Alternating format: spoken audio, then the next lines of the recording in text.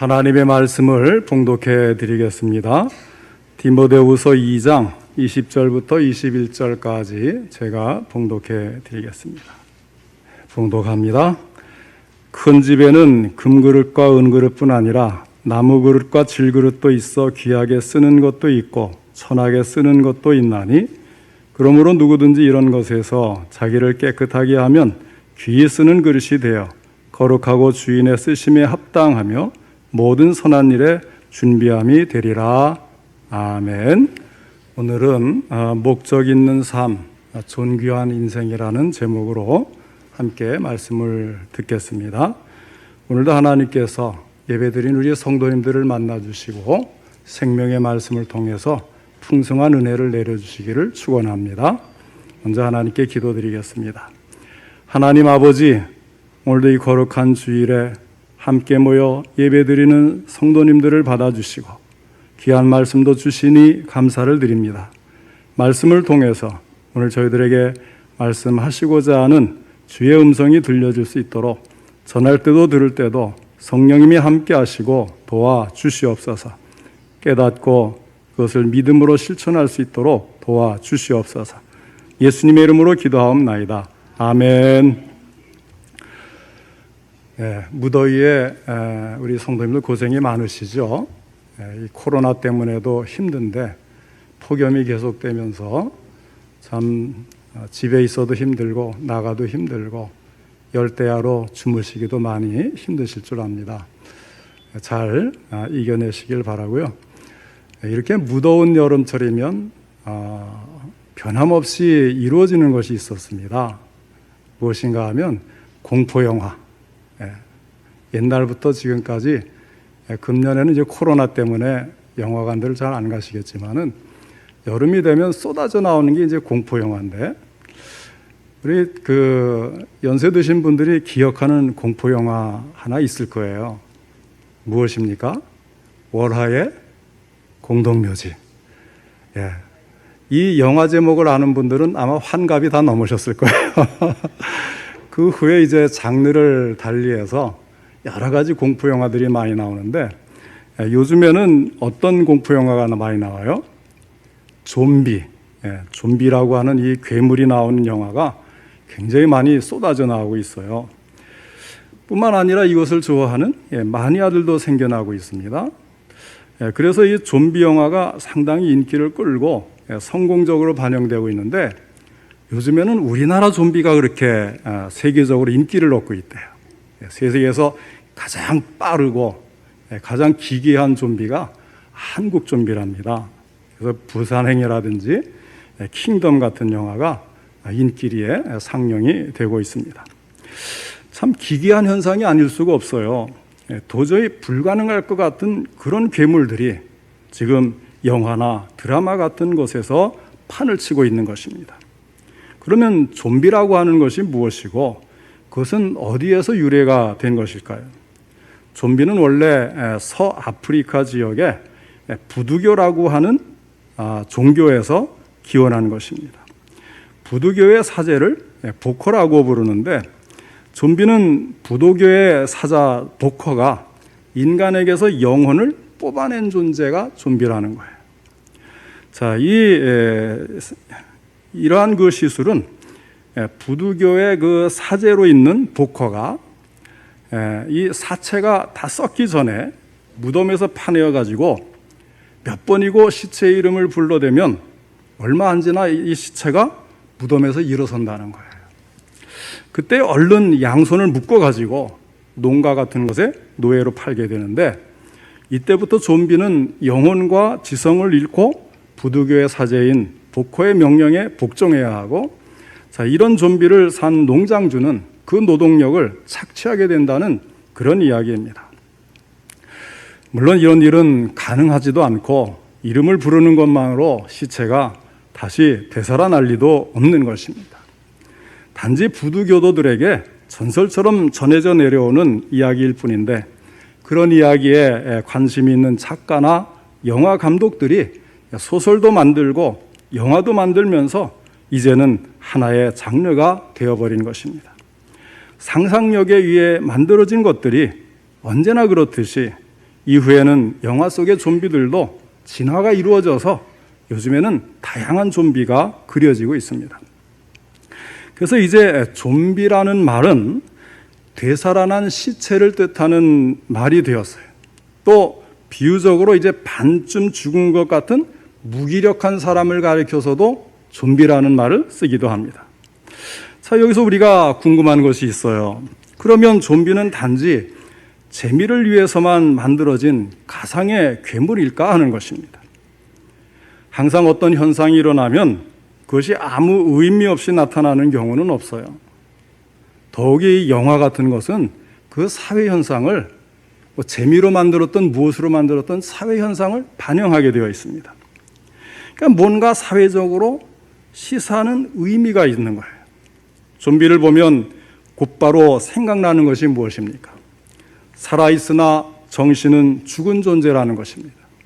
때문에 진정한 좀비는 되살아난 시체를 의미하는 것이 아니라 참된 인생에 대한 관심, 다른 사람들과 함께 공존하며 행복하게 살아야 할 사회에 대한 관심이 없는 자들, 사회가 어찌 되든지 자기의 배만 채우려고 권력에 기대어 부와 명예를 따르는 자들과 또한 그러한 작자들에게 맹목적으로 동조하는 자들을 가리키는 의미가 있다는 거예요.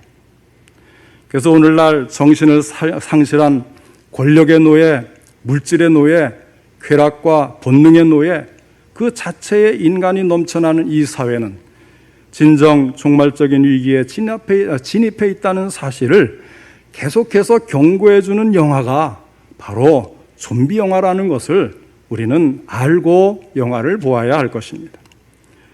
인생의 목적도 가치도 알지 못하고 생각하지도 않고 그럴 여유도 갖지 못하고 그저 본능이 요구하는 대로 그날그날 먹고 살면서 어떻게 하면 돈을 많이 벌고 여유를 가지고 재미있게 살아갈 것인가에 몰입해 있는 오늘날의 사회를 풍자하고 있는 것입니다. 예를 들면 이런 삶이 그와 같다고 할 것입니다. 말단 사원으로 입사를 해서 열심히 일하고 한 단계씩 진급하는 맛으로 살아가는 사람이 있었습니다. 그는 정말 열심히 일하여서 마침내 그 회사의 사장까지 올라갔습니다. 어느 날 나이가 들어 은퇴를 하게 되었는데 회사 건물 최고층에 있는 사장실에서 짐을 싸고 사장실을 뒤로하여 나오면서 사장이 혼잣말을 합니다. 내가 간도 쓸개도 다 빼서 아부하고 다른 사람과 경쟁해서 승진하면서 젊음을 다 바쳐 열심히 이 회사를 위해 일을 해서 여기까지 올라왔는데 지금 나는 과연 무엇을 위해 살았다고 할 수 있는가? 또 이런 경우도 있습니다. 어떤 사람이 한국보다는 미국이 좋다고 해서 아메리칸 드림을 가지고 미국에 이민을 갔습니다. 샌드위치 가게부터 시작을 해서 돈을 벌어 10만 달러짜리 집을 샀어요. 또 열심히 일을 해서 20만 달러짜리 집을 샀습니다. 그리고 마침내 100만 달러짜리 집을 계약하고 이제 고생 끝 행복 시작이라고 부인과 함께 들어가 살 날을 손꼽아 기다렸습니다. 그런 때 갑자기 이 사람이 교통사고로 죽고 말았어요. 부인은 이 집을 사고 나서 남편이 죽었다고 기분 나쁘다고 하면서 그 집을 헐값에 팔아버리고 말았습니다. 결국 그 집에는 들어가지도 못하고 말았습니다. 인생이 그래요. 내일은 좀 더 나은 생활을 할 수 있겠다고 지위 높이고 집 칸수 늘리다가 생애를 다 보낸 것입니다. 얼마나 허무할까요? 도대체 인격을 가진 사람으로서 그의 가치는 무엇일까요? 물론 열심히 살았다고 할 수 있지만 가치 있는 인생을 살았다고 말할 수가 있겠느냐 하는 것입니다. 사람이 하루를 살아도 왜 사는지 그 의미를 알고 무엇을 해야 되는지 알고 어디로 가야 하는지를 알고 살아야 되지, 이렇게 산다면 인격을 가진 인생이라고 할 수가 있겠습니까? 왜 살아야 하는지, 어디서 와서 어디로 가는지 아무 생각 없이 그저 세월이 가는 대로 흘러가는 삶이라고 한다면 그 삶은 짐승들의 삶과 무엇이 다르냐 하는 것입니다. 이렇게 살아서는 안 되겠지요. 특히 그리스도인의 삶은 이런 삶이 아닌 것입니다. 그러면 우리 그리스도인의 삶은 어떤 것이어야 하겠습니까? 오늘 주신 본문의 말씀을 통해서 함께 생각하며 은혜 받기를 원합니다. 첫 번째 생각할 것은 우리의 인생에는 목적이 있다는 사실입니다. 사람이란 하나님의 형상을 따라 지음받은 존재입니다. 하나님의 특별한 설계와 솜씨로 영혼이 있고 인격을 갖춘 사람으로 모든 피조물에 으뜸이 되도록 지음을 받았습니다. 그러므로 사람은 결코 의미 없이 가치 없이 살아서는 안 되고 헛되이 보내어서도 안 됩니다. 인생의 마지막인 죽음 앞에서 허무하다 이렇게 해서는 안 된다는 거예요. 인격을 갖춘 사람으로서 보람되고 가치 있게 존귀한 인생을 살아가야 합니다. 이 사실을 모르고 살면 인생이 허무해집니다. 오늘 읽은 본문 20절에 큰 집에는 금그릇과 은그릇뿐 아니라 나무그릇과 질그릇도 있어 귀하게 쓰는 것도 있고 천하게 쓰는 것도 있나니 하였습니다. 무슨 말씀입니까? 모든 인생은 쓰임을 받는다는 것입니다. 이어서 21절 상반절을 보면 그러므로 누구든지 이런 것에서 자기를 깨끗하게 하면 귀히 쓰는 그릇이 되어 거룩하고 주인의 쓰심이 합당하며 하였습니다. 주인의 쓰심이 합당하며라고 말씀한 뜻은 주인의 쓰심이 있다는 이야기예요. 그릇을 준비한 주인은 무엇에다 쓸 것을 생각하고 구입을 합니다. 주인은 그릇을 쓰고자 하는 의도가 있습니다. 무슨 이야기입니까? 인간은 모두가 목적을 갖고 지음받아 이 세상을 살아가고 있다고 하는 것입니다. 미국의 세들백 교회의 리고렌 목사님이 지은 목적이 이끄는 삶이라고 하는 책에 보면 나는 왜 이 세상에 존재하는가 하고 질문을 한 뒤에 우리 인간이 창조되고 삶을 부여받은 목적을 제시해주고 있습니다. 그 중에 중요한 것을 요약하면 세 가지로 말할 수 있습니다. 첫째는 우리는 하나님의 기쁨을 위해 계획되었다는 것입니다. 이를 위해서 우리는 하나님을 섬기고 하나님께 예배를 드립니다. 이러한 삶이 우리 인생의 중심이 되어야 한다는 것입니다. 둘째는 우리는 그리스도를 닮도록 창조되었다고 하는 것입니다. 이것은 내가 어떤 성품의 사람이 되어야 하는가의 문제입니다. 우리가 세상을 떠나 하늘나라로 갈 때에 가지고 가는 것은 우리의 직업이나 재산이 아니고 이 성품, 예수 그리스도를 닮은 성품, 그것을 가지고 천국에 들어가는 것입니다. 그래서 이것을 우리가 날마다 예수 그리스도를 알고 그분의 성품을 닮아가면서 이루어 갈 수가 있는 것입니다. 이것을 다른 말로 하면 제자도라고 하는 것을 언제 한번 다시 제가 자세히 설명을 해드리겠습니다마는 그것을 예수님을 따르는 제자도라고 하는 말로 많이 사용을 해요. 그 다음에 이제 세 번째는 우리는 사명을 위해 지음받았다고 하는 사실입니다. 내 삶을 어디에 기여하며 살아야 하느냐는 문제를 다루고 있습니다. 이것은 다른 사람을 돕고 그들의 필요를 채워주는 삶을 살아야 할 것을 말하고 있습니다. 또 여기에는 다른 사람의 영혼 구원을 위해서 복음을 전하는 삶, 전도하는 사명이 포함이 됩니다. 이와 같이 하나님은 나를 향한 쓰심의 계획이 있습니다. 이 하나님의 계획에 따른 우리 인생의 목적을 이루는 삶을 살 때 우리는 가치와 보람을 얻을 수 있고 이후에도 후회하지 않는 존귀한 인생이 되는 것입니다.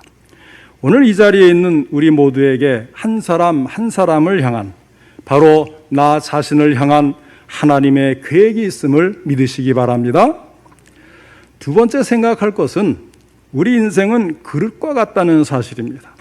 오늘 본문 말씀에 보면 우리 사람을 그릇에 비유하고 있습니다. 그릇이란 어떤 물건이나 음식을 담는 기구지요. 밥그릇은 밥을 담고 국그릇은 국을 담습니다. 큰 그릇은 많이 담고 작은 그릇은 조금만 담습니다. 어느 집에든지 여러 가지 형태의 그릇들이 있게 마련입니다. 널쩍한 접시들로부터 길쭉한 병이나 항아리에 이르기까지 무수한 그릇들이 있습니다. 그리고 만든 재료에 따라 금그릇, 은그릇, 나무그릇, 질그릇이 있고 요즘에는 사기그릇, 플라스틱 그릇, 참으로 다양한 종류의 그릇들이 있습니다. 자, 이 많은 그릇들은 각기 필요한 용도에 따라 여러 형태와 재료로 만들어지고 있습니다. 모든 그릇은 그 크기에 상관없이 그 모양에 상관없이 다 필요해요. 제각각 그 역할을 잘 감당해야 합니다. 그 용도에 따른 내용물이 담겨 있을 때, 곧 국그릇에 국이 담겨 있고 간장 종지에 간장이 담겨 있을 때 그릇은 제 역할을 훌륭하게 잘 감당을 하는 것입니다. 우리 사람들도 마찬가지입니다. 사람들에게도 여러 종류의 사람들이 있잖아요. 고위층의 사람도 있고 노동자도 있습니다. 남자도 있고 여자도 있어요. 젊은이도 있고 노인도 있습니다. 어느 모임이나 회장이 있고 회원이 있어요. 그리고 세상에는 대통령도 필요하지만 경비원이나 근로자도 필요한 것입니다. 또 교회에도 여러 직분이 있어요. 자, 이 모든 사람과 직분은 나름대로 다 중요하고 이 세상에 꼭 필요하고 교회에서도 우리 각자의 역할과 위치에 따라서 주어진 직분을 잘 감당해야 합니다. 이 같은 그릇의 다양성은 각각 다른 달란트를 받은 것으로 비유할 수가 있습니다. 우리는 과연 하나님께서 나에게 주신 재능이 무엇인가? 하나님이 나를 통해서 이 세상에서 어떤 뜻을 이루기를 원하시는가? 우리는 그것을 잘 분별해서 그것을 잘 갈고 닦아야 합니다. 과연 나는 하나의 그릇으로서 얼마나 내 역할을 잘 감당하고 있는가? 또 우리 가정, 우리 교회, 우리 사회에 유익을 주는 그릇으로서 사명을 감당하고 있는가 하는 점입니다. 우리는 하나님께서 나에게 주신 은사, 달란트, 역할을 있는 자리에서 감당해 나가는 존재가 되어야 할 것입니다. 여기서 중요한 것은 내가 금그릇이냐 나무 그릇이냐 하는 그릇의 종류가 아니에요. 그것은 개성과 재능이 다른 것일 뿐입니다. 그러므로 그릇의 재질보다는 각기 소용되는 대로 내가 하나의 그릇으로서 주인된 하나님께 귀하게 쓰임을 받는 그릇이냐 버림을 받는 그릇이냐가 더 중요한 것입니다. 여러분의 인생이 쓸모없이 천덕꾸러기 개밥그릇과 같은 인생이 되기를 원하십니까?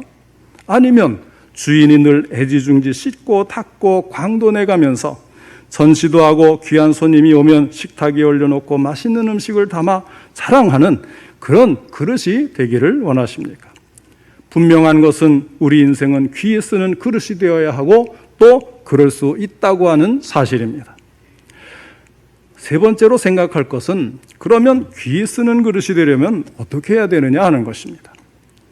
첫째는 깨끗한 그릇이어야 합니다.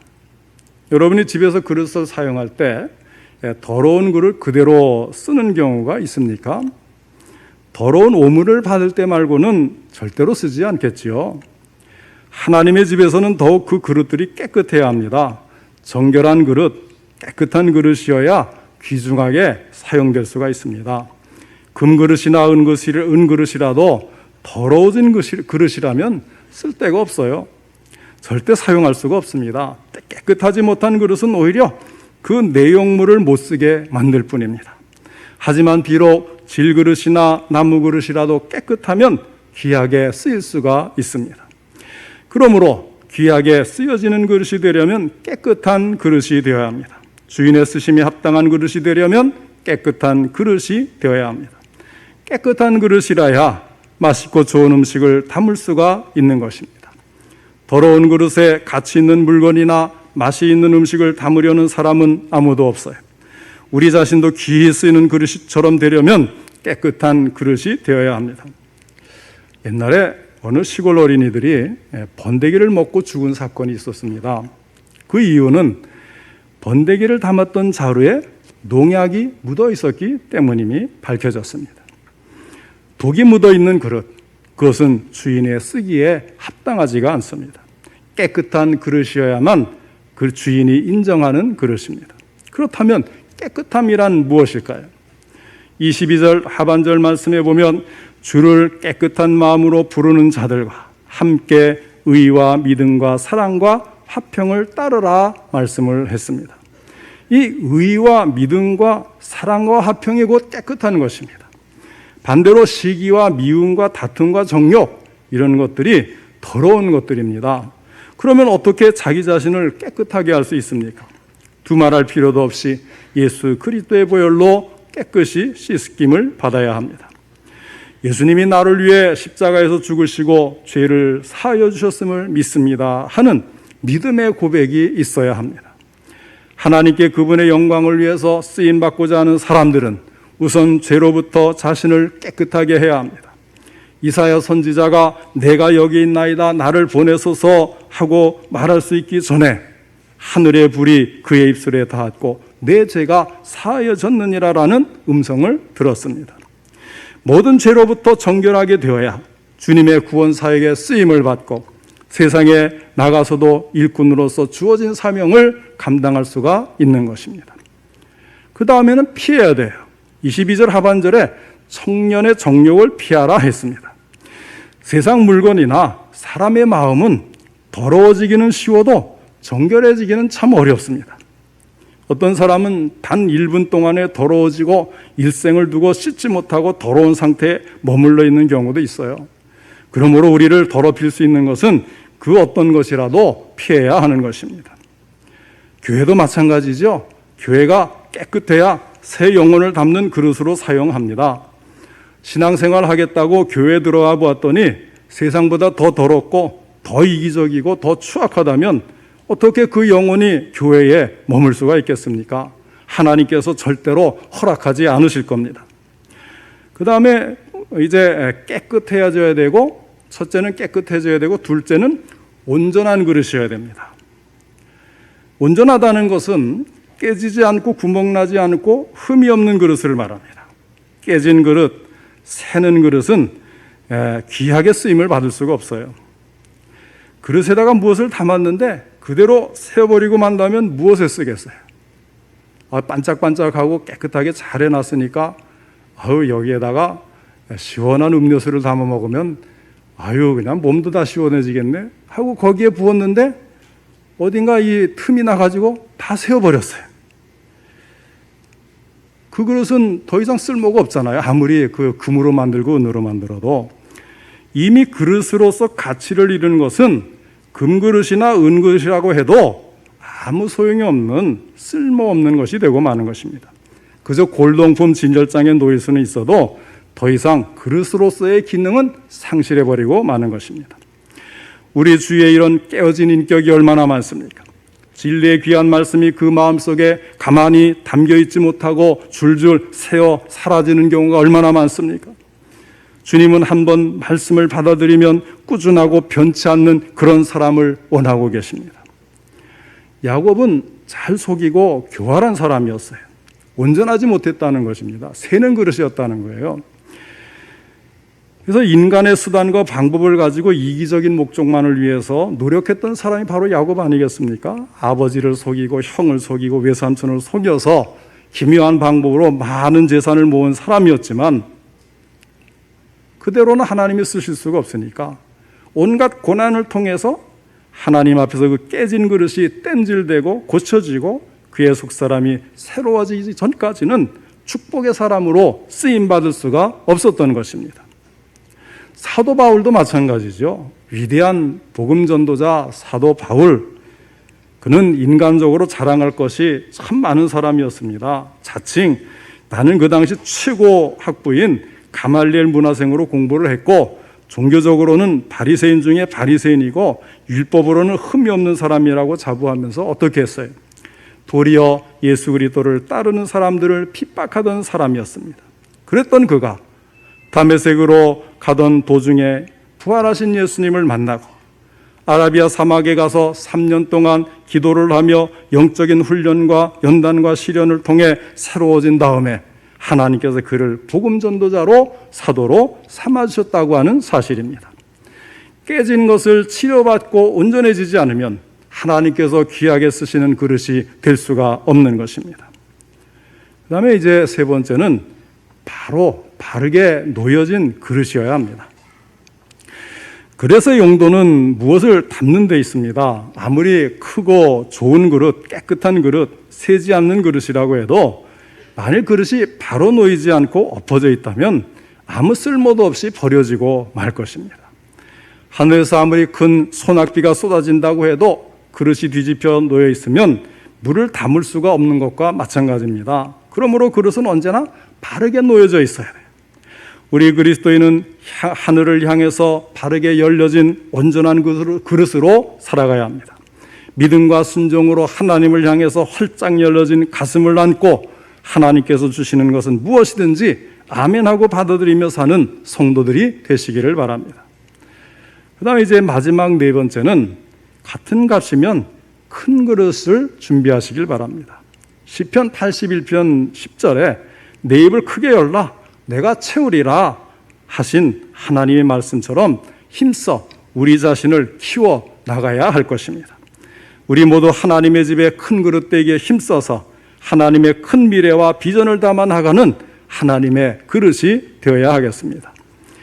본문 21절 하반절에 모든 선한 일에 준비함이 되리라고 하였습니다. 이 선한 일은 우리가 살아가는 목적입니다. 모든 선한 일이란 하나님께 영광을 돌리는 일입니다.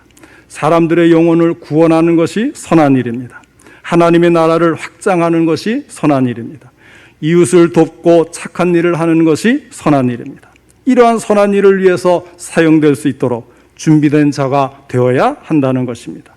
이 목적을 알고 실천하여 이루는 삶을 살 때 우리는 존귀한 인생을 살게 되는 것입니다.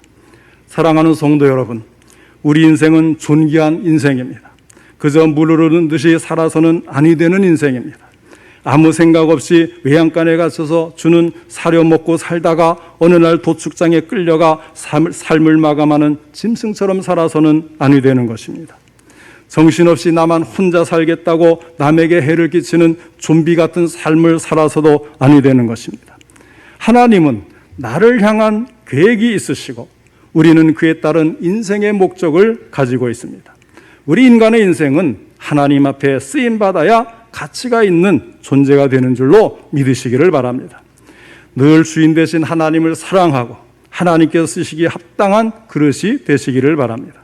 마지막 주님 앞에 가는 그 순간까지 목적 있는 인생을 살다가 마침내 천국에 들어가서 하나님께 칭찬받고 상급받으며 영생 복락을 누리는 존귀한 인생을 사시는 성도들이 되시기를 주님의 이름으로 축원합니다.